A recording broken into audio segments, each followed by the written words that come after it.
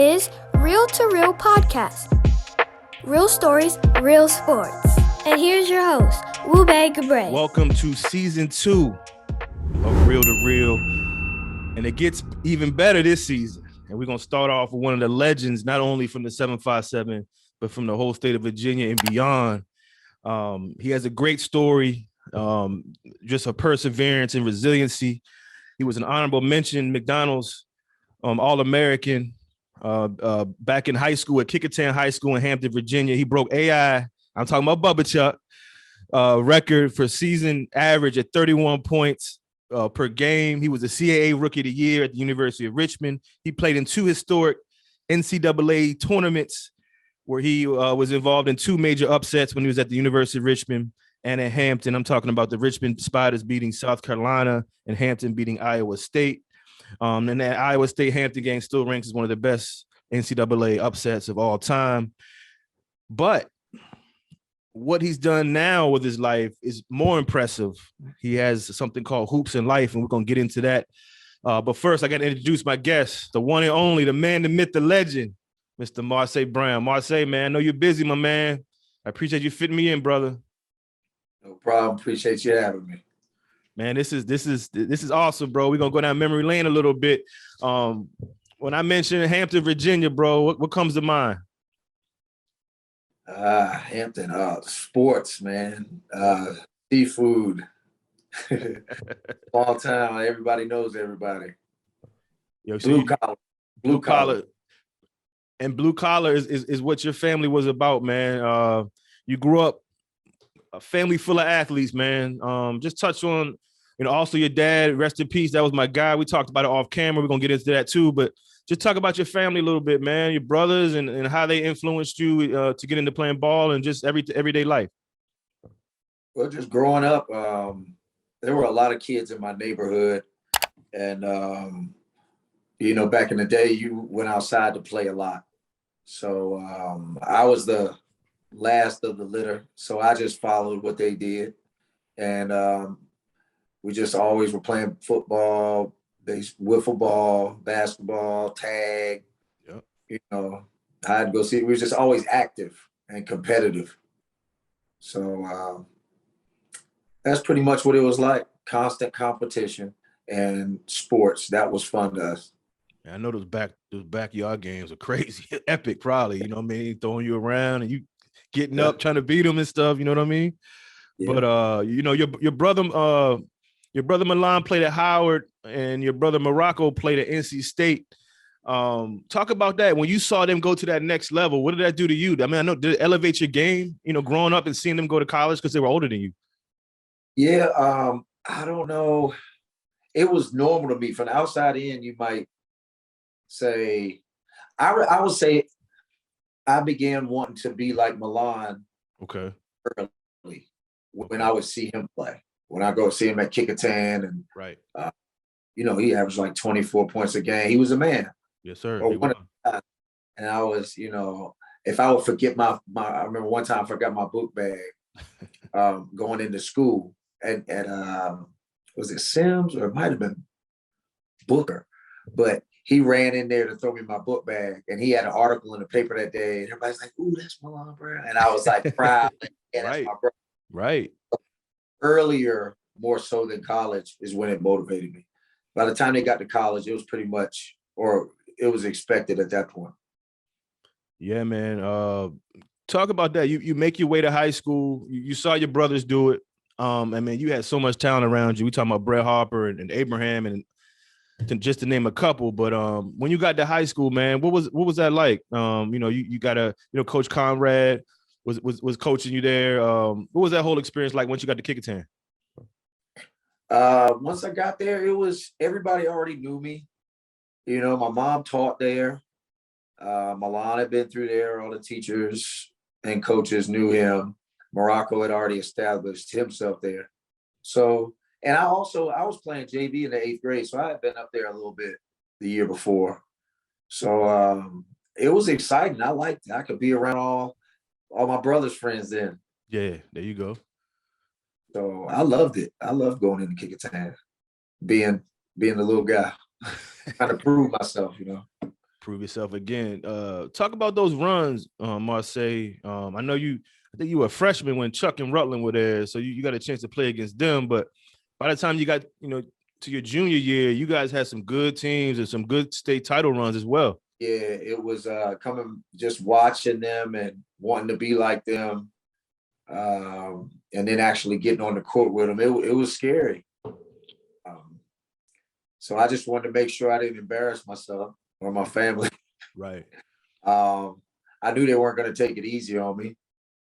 And you really don't know early like that. You find out as you go through it. Right. Like, one thing that happened, I turned the ball over, but they did not take the ball from me. So right. I gained confidence off of that. I was this big. I get in the game, we're down 20, and we're down 20 because we can't beat their press. Right. I get in, I beat it. As soon as I get in, everybody in Bethel goes crazy. Wow. I turned the ball over at the end. But I was fine. Chuck was smiling. And I gained some confidence from that. Like, all right, hold on, I kind of belong here. I wasn't at that level yet, but I was like, just hold your own. Just hold your own. Yeah, but when you got to that level, your junior year, talk about that, because you guys had some state title runs later on in your high school career too. Yeah, sophomore year and junior year. We had some good teams, man. Everybody averaged double figures my sophomore year. Spider, Oz, Brett, me, and Morocco. And Rock only played because my mom wanted us he wanted to see us play together. He's pretty solidified, like that he's gonna play football in college. Him with NC State, right? Yep. Right. And then that junior year, Brett ended up coming back from Phoebus. We got to link back up. Nas. Man. He had some monsters on that team. We were seasoned. Yeah, we had already been through it and lost. Went through some real battles. We got real. I say the Peninsula District prepared us for all that anyway. Oh yeah, PD was tough back then, bro. Yeah, PD was tough. But who was ranked what? It was just, you go to Ward, yeah, you can get a dog fight. You go to Hampton, you can get a dog fight. Phoebus, Bethel, it didn't matter. Anybody could win on any given night. That's right. I mentioned in the intro, you averaged 31. You broke Chuck's points per game average. When did you start? I mean, obviously averaging 31, you were gonna get some college looks, but when did you think to yourself, you know what, I might be able to take this game somewhere? Was it high school or was it before that? It was some AAU tournaments. I say probably my sophomore, junior year. I remember I got my first letter. I don't remember what grade I was in, but my dad said, came in, you got a little letter here. I think it was like William and Mary. He was happy. See, my dad used to trick us. He would make us think we're not doing enough, but then we go around town and find out he's bragging on us. Right. But see, to us, he wouldn't tell you that. He wouldn't tell you that. No. Yeah, that's what's up, man. Yeah. Or even before he passed, he'd say, keep doing what you're doing, and then on the input, but do it better. Yeah. Yeah, that's what's up. Yeah. So, you ultimately picked Richmond, Marseille. What other schools were looking at you before you ultimately, and why did you ultimately choose Richmond for college? I had JMU. My final four were like JMU, Richmond, obviously. What's that school, man? Man, I'm old, man. I just turned 40. I'm taking you back, bro. I'm taking you back. Oh, Manhattan, because Coach Fran. Fran Francilla. Yeah. Okay. Yeah. Okay. I wanted to play for him so bad, but it was too far away. Manhattan College. Yeah. Didn't go that far, and I really wanted to go to JMU with Lefty because local guy too. Yeah. And Tony and them were there. All my friends from Kecoughtan were there. But I waited too long to commit, and they signed somebody else.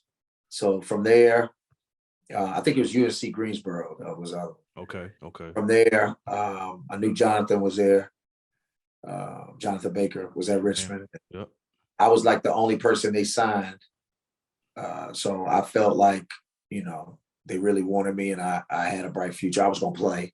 Yeah. That's what I wanted to do most. Just get me in the game.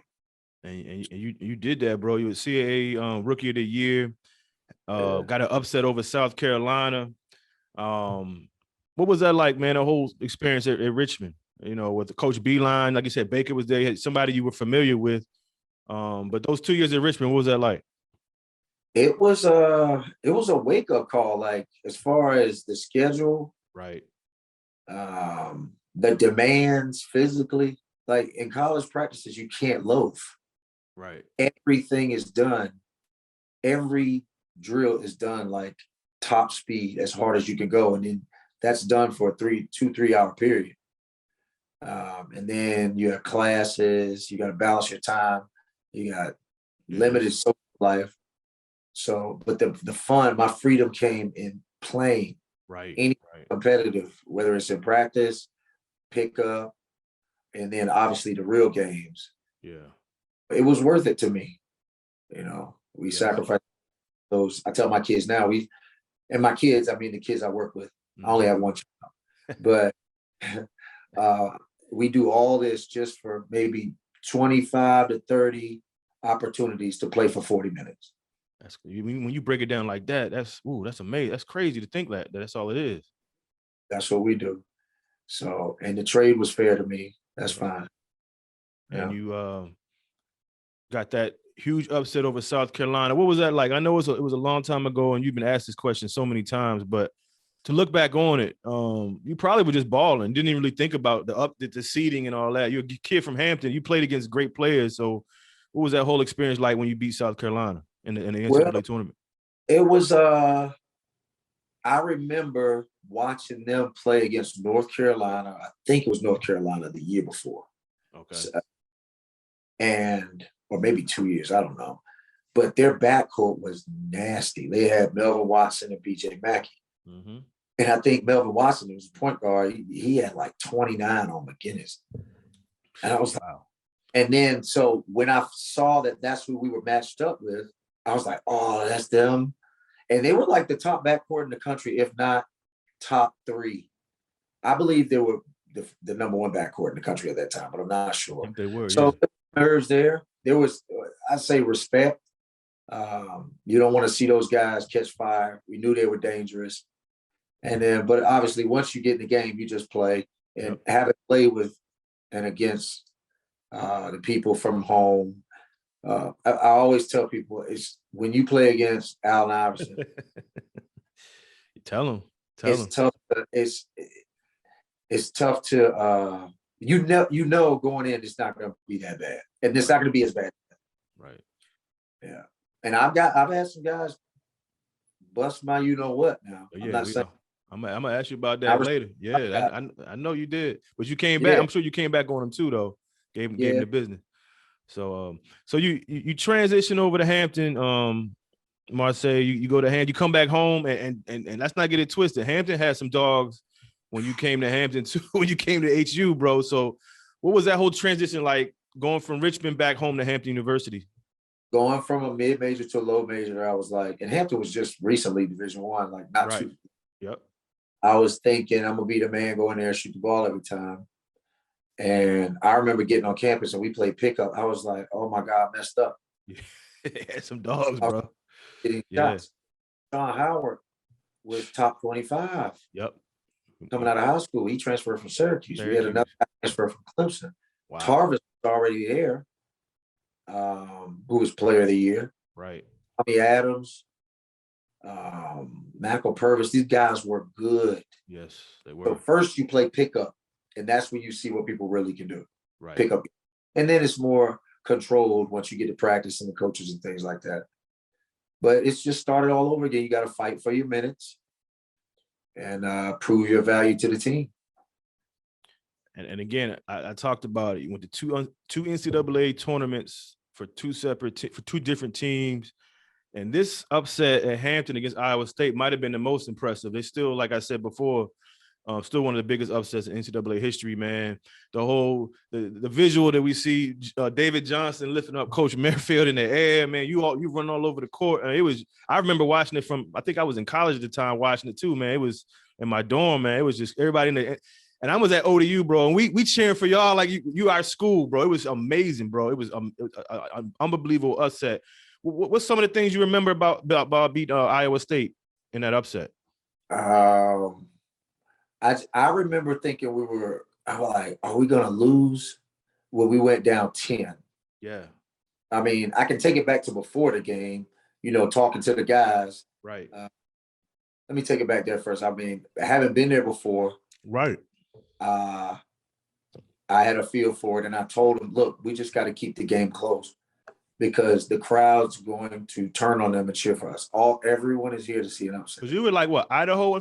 Boys, Idaho, right? Was that? Yeah. Okay. And so that's exactly what we did. We kept it close. They were cheering for us. And what that does is not just them cheering for us, it takes away from the other team. Some people, when you're not a front runner, when you're the favorite, right. when you're the favorite, that can get to you. More pressure, right. Pressure. You don't want to mess this up. We're supposed to beat them. Right. And sure. think about the shot that you normally don't think about. And then you miss it or turn the ball over. So we just kept it close. But when we went down 10, I was like, yeah, you thought I remember distinctly thinking, dang, we about to lose. And then you went on like another run, like an 8-0 run or something like that. I watched the game, yeah. Isaac Jefferson, I think, stopped that run. Mm-hmm. I threw him. He got an and one. I passed it to him. He went up and got an and one and stopped it, and then momentum shifted our way. I was in preparing for the interview the last couple of weeks. I gotta ask you, bro, I slowed that pass down that you made to Williams for the winning bucket. That pass, dude, like it was so tight. I was like, why? I said, first of all, what was he thinking when he threw the pass? Was that play design or was he just instincts just kicked in? Because that last pass was so tight. It was like 3 defenders on Williams, and you still got the pass in there, and he put it in. Was that a design play, or you just kind of did improv? I don't remember what coach said in the huddle, but we were just playing basketball. And the reason is because the guy that was in front of him turned his head. Okay. Get that right there by, Tarvis was right here. You just threw guys it right here. So I was by him real quick. Tough, man. Tarvis was lighting, his eyes were lighting up like, come on. Give me the ball. Right. Yeah. And that's his sweet shot from his sweet spot, like that little jump hook. Yeah, it was an awesome game. Yeah. You finished your career, Marseille and Hampton. What's your mindset at that point, bro? Like, we're gonna talk about everything you went through after that in a minute, but before we talk about that, what was your mindset once your career ended at Hampton? What was your next steps in your mind that you thought you were gonna do? Play ball. Yeah. I thought the entire time I'm playing, high school all the way through college, I was thinking when I come out of college, I'm gonna at least be able to go overseas and make me $100,000. Mm-hmm.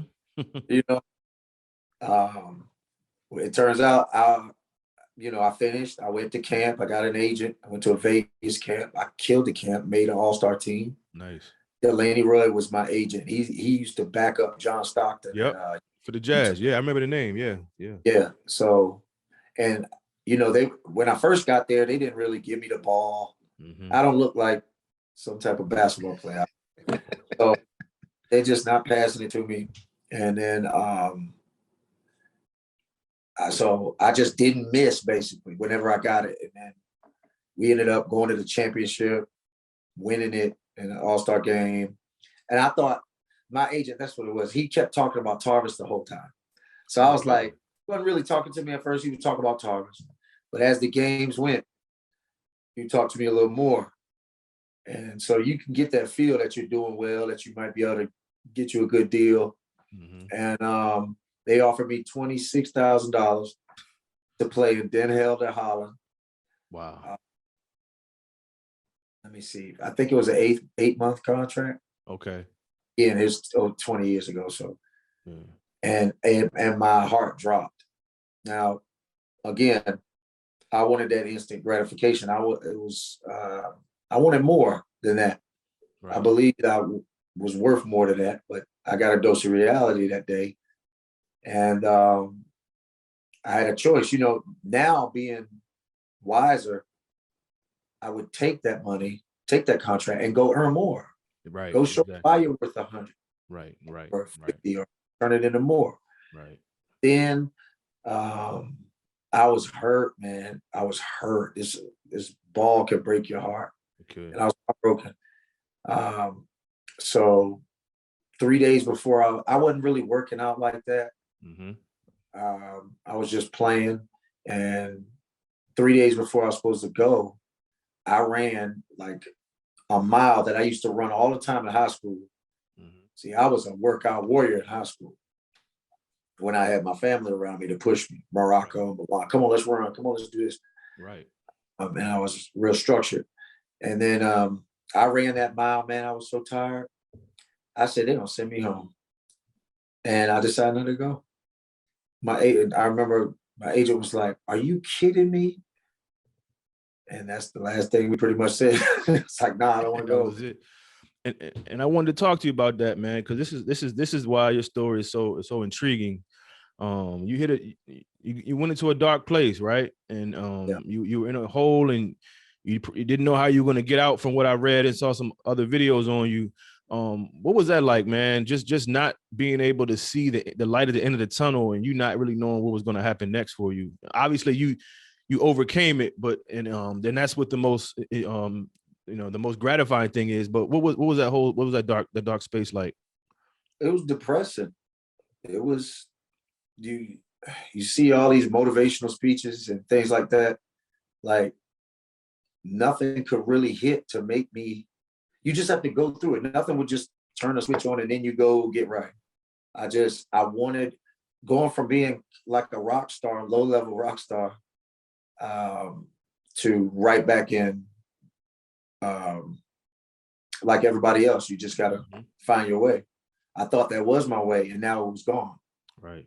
So it was depressing. I was confused. No kid really, well, not no kid, but a lot of kids coming out of college don't know what they want to do. For me, obviously, it was play basketball. Right. And so I'd say very confusing time and depressing time. And I wanted that feeling back. That I wanted that to feel important, to feel good about myself, to be doing something at a high level. So I just went into other areas, and I partied a lot in college too. Yeah. Like we all did though. We all did. Yeah, I partied a lot. Yeah. It's much fun. So that developing those habits throughout college, when college stopped, they continued and got worse. Yeah, but you did. You found hoops in life, Marseille. Yeah. A leader and a teacher of the game. You know the game in and out, just playing it and being around it, with your brothers and your family. Where did that come from, and how did that all, matriculate into your life, coming up with hoops in life? I got into the word. I got into the Bible like 6 straight months, and every day I read it. I listened to sermons. I wrote down. I highlighted and then wrote down. I still have my 3 notebooks upstairs full of it. And then I meditated on it. And this is every day. This ain't just a week. This is like 6 months. And he just showed it to me. That's all I can tell you. He showed me what I finally found my purpose. Right. One day, he just showed it to me, because you're thinking, what am I going to do the whole time? But I'm trusting you. Right. I'm just trust you. And then bang, he showed me speaking to people and helping people, telling my story, and doing something I love to do, which was help people, help younger people, and obviously play basketball. So once I saw the vision, it was clear as day. I cried like a baby. That's how real it was. I was like, oh. When you know you got it, that's that emotion is just, yeah. Changes. When you know it changes. Yes, and man. Then, start off, they passed a hat to pay me. They would pass a hat around the gym to give me the money for the sessions. I didn't care. Oh, man, that's dope, man. And I went to work for Gannon. Gannon Baker. He's been on this show. Great, another great story. Another Crab or Hampton guy. Yep. Sure. And I played with his brother at Richmond. So Jonathan. And Milan played with him in AAU, or played against them in high school. And right. We know them, the whole family. So Gannon gave me a shot. Gannon, I called him. I saw he was doing his thing at a high level online. And I looked him up. I called him. He called me back. You know, obviously I wanted to get on. I keep saying obviously, that's so terrible. But I wanted to get into the game, and he said his closest camp was somewhere in Florida. I remember it was like a 9-hour drive. And I had my grandfather's car that he left me. I didn't know if it was gonna make it or not, but I just You were gonna give it a shot though. yeah. Yeah. Ashley sent me his DVDs first. Okay. He said, Marseille, I'd love to put you on, but I got to see you. He said, take these DVDs and this book and learn what I'm doing. Okay. So I took them. I watched them every single day. I went outside and did the workouts like I'm trying out. Mm-hmm. And every day I did it.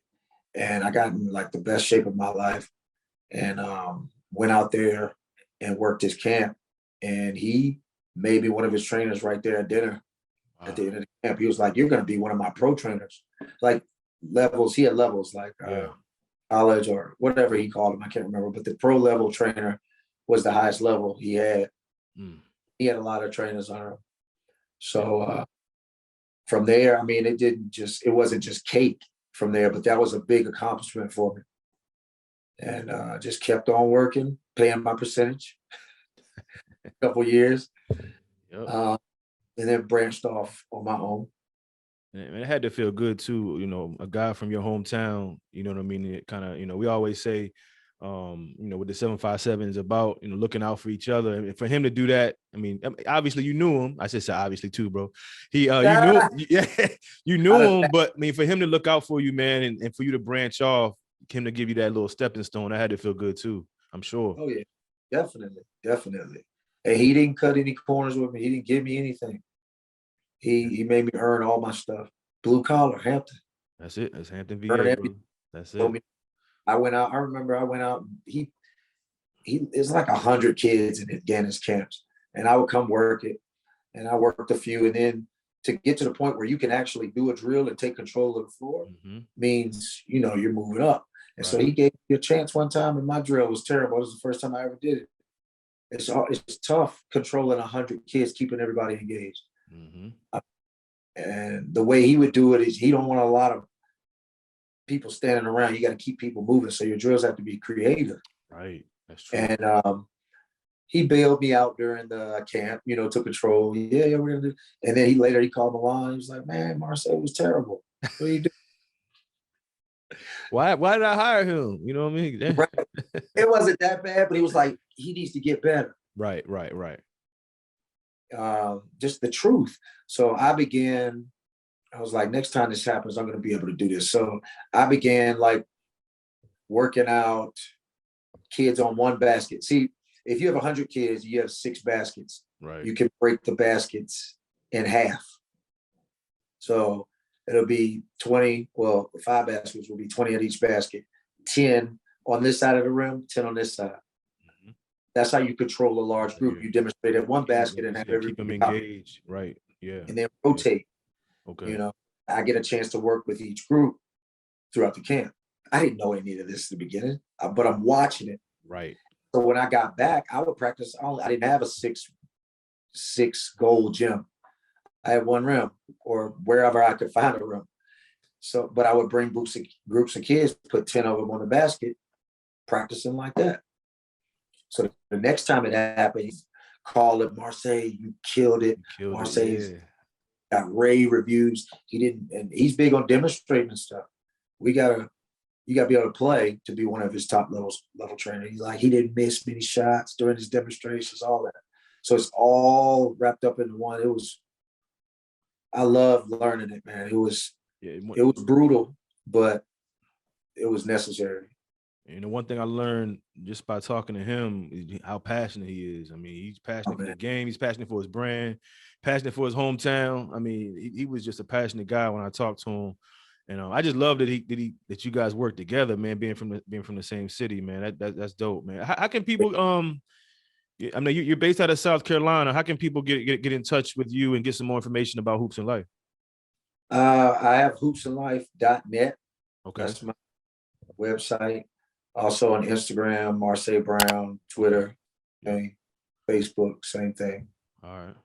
And my email is marseillesbrown@gmail.com. All right, I'll link all this to the show. Everybody can get in touch with you, man, and get some information, more information. Are you ready for the hardball questions? I call this segment "Keeping It Real," bro. I mean, those were all the softball questions. Now we're gonna put you on the spot here with the "Keeping It Real" segment. You ready?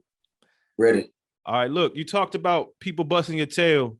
Who was the one person? I know it might have been Chuck, but we're gonna ask you this: who was the one person that busted your tail that made you double guess yourself and get you back in the gym to try to work on your game?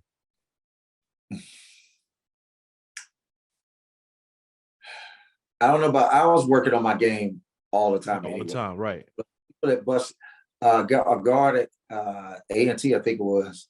Oh, I'm going college. okay, yeah. Miller. Who was that? JJ Miller. Okay, I remember that. Yeah. Oh, wow. Okay. Now I had like 22 now, but he hit like disclaimer. Yeah. I didn't have 0. Yeah. But the first time I played him, I gave him 30. Wow. Like 33. And then the next year he gave me 30. Wow. And he crossed me over so bad at one of the games that I had to come out of the game. I couldn't play for another game after that. Wow. And he pulled up and hit it right after that.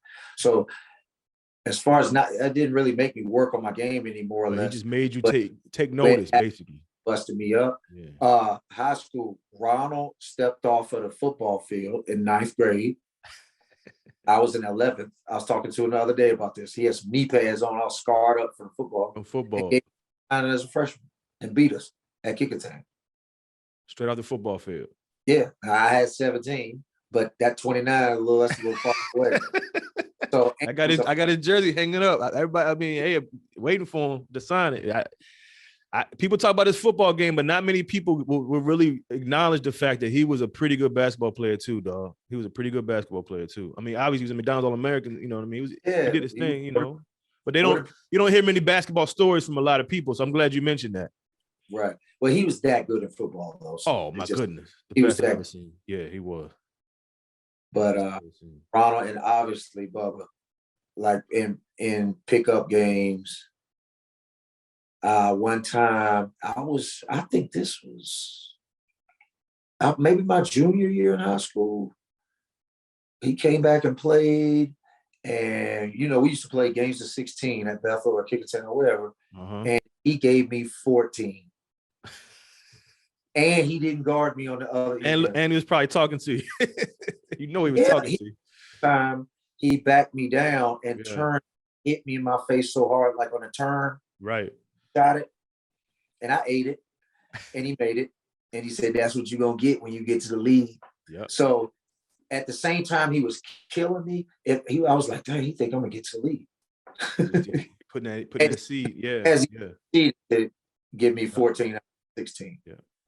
Yeah. That's dope, man. Hey, 3 good ones, man. Three that can get you some buckets. Yeah. Best player you play with. Now, it doesn't have to necessarily be on a team, like you said, pick up. Best player you play with, either growing up, high school, college, or just in general. Allen Iverson. What made him so great? What made him so good, though? What made him so great? Because a lot of people, watch him at the pro level, but you saw him grasp like from home. You know what I mean? Well, his mentality was the same ever since he was little. And we're not best friends or nothing, but I'm just a guy that played with him. Oh, I know. But I don't remember a time where he didn't think he was better than everybody else. Right. That's what made him great. So to mentally be like that, and then but when he started jumping is when it changed. He was always quick. He was always good with the ball. But I think his 9th grade year, he started dunking. And that 10th grade year was over because he was going upstairs. Rutland was throwing them oops from half court. Tony was too. Tony Rutland. Oh, Tony was that's my guy. He can get it too. Oh, but just a freak athlete and a freak competitor. Yes, for sure. I can't really. But like you said, that's all you need to say. The fact that he went in there thinking or knowing that, thought to himself that he was the best. I don't remember a time since he was 10, 8, because I was little tag along. He played on my brother's AAU team. Right. So I'll be on the trips. I don't remember a time where he didn't believe he was the best. And I think that's why he did what he did. Yep. Along with the athleticism. But if you don't believe it to that level, exactly. I don't, man. He was a problem, bro, for sure. He had the ability to not even see his mistakes. It seemed like, I don't know what he sees. Right. But it came off like, if he made a mistake, I don't care. Yeah. That's how he could come back so much. Right. The next play, the next play, the next thing you know, 40. 50. Yep, you're right, man. You are so right, bro. Yeah. Most impactful player, bro, that you've developed or worked out in your professional career when you're helping kids out and working them out. The most impactful player on my career was hands down Seventh Woods. Okay. He went viral. Oh my God. Yeah. Yeah, his video did like 18 million views on Hoop Mixtape, and people were calling me from Canada, China, everywhere. People were coming here to train with me. They weren't like, "Are you Marseilles Brown?" They were like, "Are you Seventh Woods trainer?" Trainer, right? My name is Seventh Woods trainer.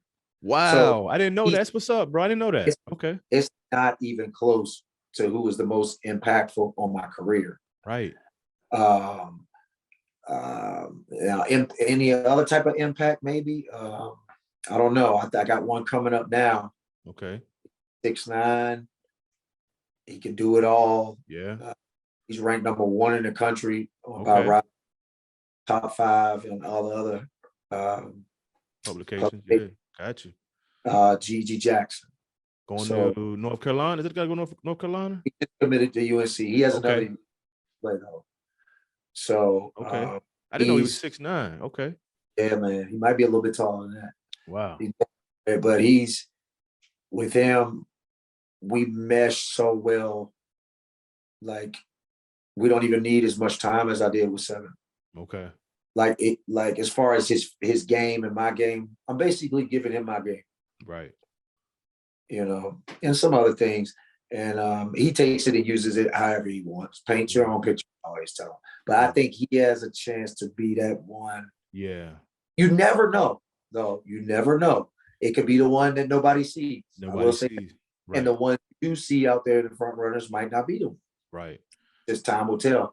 But with his size, I think he could end up being just as impactful as Seventh or more. That's deep right there. I've read a lot about the Jackson kid. Yeah, man. I've been about him for a couple years. So yeah. Oh, man. I'm gonna put you on the spot on the next two questions, bro. I got you got a pickup game, right? You going you need to bring your crew to the court. We're gonna start off. I'm gonna give you two. One, just Hampton, the city of Hampton kids, and two, the 757 as a whole. Who you bring to a pickup game first from Hampton? Pickup. All right. I'm gonna go by position. Okay. Who you got? I'm going Faisal Abraham at the 5. That's a good choice. A lot of people don't understand. He was a dog at Kecoughtan. I'm going Antoine Smith at the 4. From Ward? Ferguson. Ferguson. Okay. Yeah. A lot of the younger guys see No, you good. You good with your list. Go ahead. You good. I see him play, but because someone went to the league, yeah, for sure. And Duke Cruz and them, they could easily, but I'm going my guys. What'd I say? Antoine at the 4. Yep. At the 3. All right, hold on. Let me come back to the 3. At 1, I'm picking Bubba. Of course. At the 2, that's a tough. You could bring somebody off the bench if you need to. It's a split between Tony Rutland and Brett Harper. Woo! Hey, that's barbershop fighting right there. When you name the, I can't pick. Oh man, ooh. And you know what? I'm gonna go Damon Bacot at the 3. So you got Chuck, Rutland Harper, Damon Bacot, Antoine Smith, and Abraham. Damn, that's a good lineup right there. That's a good Yeah. lineup. And I thought quick. I didn't think. No, that's a good lineup. And the beauty, like I tell people all the time, the beauty of it, you left some great players off, and that's no disrespect. That's just the beauty of the city of Hampton, just talent. I mean, you got Cat Barber, Curry. You left so many people off that are worthy to be on that list. You know what I mean? And it's Timmy Smith. I forgot about Tim Smith. Yeah, see. It was who else, man? It's so many. And just to let you know, his son just committed to Richmond. Whose son? Tim Smith's son just committed to Richmond. Oh, really? He goes to Woodside. Yeah. Okay. Yep. All right, you gave me the Hampton list, bro. Now give me the 757 pickup game list. I'm going 100%. Oh my gosh, it's tough, bro. It's like an exam. I'm going Zoe at the 5. Oh yeah, you have to. Does Brian Stiff count? He ain't 757 though. He's from Brunswick, so he might not be 757. All right, he's not 7'5". All right, I'm going Zoe at the 5. Joe Smith at the 4. Number 1 pick. Got to go with him. Oh man, you got Zoe. Look, you got. I ain't gonna give you a name, but you got J.R. Reed. I mean, come on, bro. I mean, I can't. You can't. It's tough. It's tough. Dog. Hold on. Let me get the point. I'm going Michael Evans at the point. I heard stories about him. I'm going Chuck at the 2. So you got Evans, Chuck, Joe Smith, and Alonzo. So, and I gotta pick a 3, man. God, dang. Who you gonna... Can I just leave that one out? I don't know what's going on. Look, you can just go with those 4 and be good. You know what I mean? Dang. Who are 3s? Like, where's the Cam kid from? He's in the league. Oh, Cam. He came from Chesapeake. You can put him at 3. You can put him at 3. Young guy in there, man. I don't want to. Hey, yeah. But he's league. He's in the league, so you got to go with him. He's a problem. His footwork's amazing. I mean, that man can score. He's a good player. I'm gonna put him at the 3. And again, look how many people we left off. You know what I'm saying? It's crazy, bro. This area is amazing, and it's gonna be even crazy. I'm gonna want to change my lineup when I sit and think, or when I call my brother. But just off the top, that's what makes it cool. You just off the top of your head, you know? Yeah. So with that said, bro, what does it mean to be from the 757? I mean, you go all over the country and people know about this area. To be from this area, what does that mean to you? It's just love, man. Like I said, everybody knows everybody. Right. Our multi-millionaires are blue collar, man. Yes, sir. I tell people all the time. They're so humble, bro. So everybody works and grinds for their own. And there's a bit of love there too. Not a bit, it's a large amount of love. Right. Everybody connects later in life and pulls each other up. Like, it's just a given. It's not like you're forced. It's just like, man, he's 7'5". Come on. Yes. Before they even ask what it is. You just know it. Once you say 7'5", it's just the antennas go up, bro. And you're just willing to do whatever. That's what I love about. And again, I tell people, I'm not even from here. I grew up in Maryland, but I've been down here over 20 years. Yeah. And it's so contagious just to know everybody from here. And when you meet them, like yourself, man, down to earth, humble, and you just like, yo, this dude is in the league and he's this humble. Like, it's just crazy. You know what I mean? So athletes you'll ever see. And my goodness. They look up to you. Yes. They love it. I just love it, man. I love it. It's crazy. I love it. Make me think Chickasee. You know what? Marcus Hagan said he got that number in his contacts. That's how much he loved Chickasee, bro. Best on all right, earth. Man. We talked about your dad earlier, man. That was my man. We talked about the respect I have for your family, your dad and your brothers. You mentioned it a little bit earlier, but what was the best advice your dad gave you, bro? He told me, be who you. See how fast I said this one? It's so many. Mm-hmm. I know it's a lot. He resonated the most with me. He said, be who you are, not who you want to be. Because I was confused. I was trying to be stuff I want. I want a people pleaser. Be who you are. And there's so much freedom in just being who you are. And that's the one. Yep, and that's good enough, right? I'm going to tell you about my dad. He was himself. I don't care who he was from. I mean, who he was in front of. He was a man. That was my man. Yep. Yeah, he's gonna pull up on you.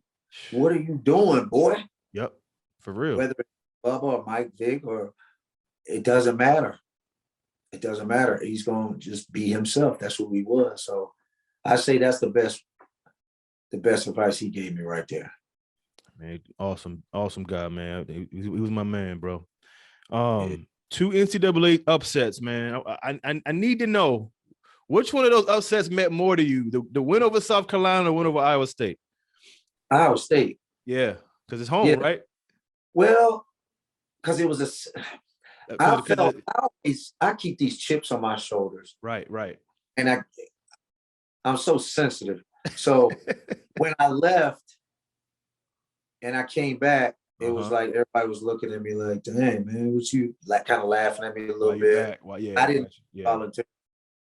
So you messed up and all this. Yeah. And at the time, I was so angry with Richmond too. Right. And they didn't do anything to me. Right. But just to have them say I'll leave was enough for me right there. Right. And it was just, so at the time it was like, now look, like I'm back. Went back. Went down a level, still went back. Right. You know. Right. So I say the Hampton one. Yeah. I left, I changed my number and everything, man. You see Ronald's number? That was my number. Oh, was it? That was Milan's number. Okay. You changed it. I switched it to 1 when I came home. I was so angry. I was like, I'm another person now. Yeah, different guy. Different guy. Yeah. All right, last one, man. I appreciate this, bro. You talked about your advice that your dad gave you. What advice do you give your kids that you work out and you develop and you mentor and you preach to? What's that go-to advice, the advice you got in your back pocket that you always give kids to tell them about? What I just told you, my dad said. Right. Who you are. But there's different levels of advice. There's advice for kids going to college. Right. Because I don't just deal with everybody I train or work with isn't going to play in college. Right. Life skills. Yeah. Some go off to the left. Some of them go get their degrees and go the corporate way. Right. So it's different. It's different levels of advice. But for the players, for the athletes, I'll say go where you're going to play. When they get ready to commit to college, that's the biggest decision they're going to make. Right. They're going to be depressed, not playing, or you're going to be playing and happy. So that's what I tell them. Go where you're going to play. If you got 6 offers, 5 of them are mid-major and 1 is high major, don't go high major. Go to the mid-major. The mid-major. Don't just fall in love with those lights and those facilities. For the ones that may choose the corporate route, stick to your grades. People gonna call you a nerd and a cornball and stuff like that. F them. Yeah, go be who you are. Don't try to conform to what they think you should be. Right. Go do you. Stick to your stuff. And then for ones that maybe chose the other side, going the wrong route, let them know that they're not just losers. You can't give up on people like that. Right. That's why anyway, because people give up on them. So encourage them to change, give them ideas of how they can change, and just let them know that it is possible for things to go better. They don't have to go that street route. They don't have to do it. You don't have to. So those are the levels of kids I'll deal with. Or maybe a girl gets pregnant. Right. Or whatever it is. Yeah, man, that's all right. Levels. Yeah. Still gonna make it. Right. Do what you got to do. It's hard, man. Of course it's hard. Take your time. It ain't gonna happen in one day. Right. That's just a random example. No, for real. That's great advice, man. That's why I wanted you to. That's why one of my questions, because you've been through it. You've been through a lot, and you have a lot of information and knowledge to tell some of these kids that are going through some of the stuff that you went through too growing up. You know what I mean? Right. And I try to tell people, man, I'm gonna say it while he's right here. He was a killer in high school. If you don't believe me, Go on YouTube and check those high school tapes out, man. Because when I was researching you, man, you made a lot of people fall in their lap, bro. At Kecoughtan. I'm just gonna let you know. But this has been great, Marseille. I really appreciate it, man. It's been a while. We've been trying to get together. We finally did. And when I'm done with it, I'm gonna send it to you so you can put it on your page and let all your fans and everything check you out and kind of reconnect with your story, man. I appreciate you, brother. Hey, I appreciate you too, man. Keep doing your thing. Yes, sir. I mean, I appreciate you, man. Talk to you soon. All right.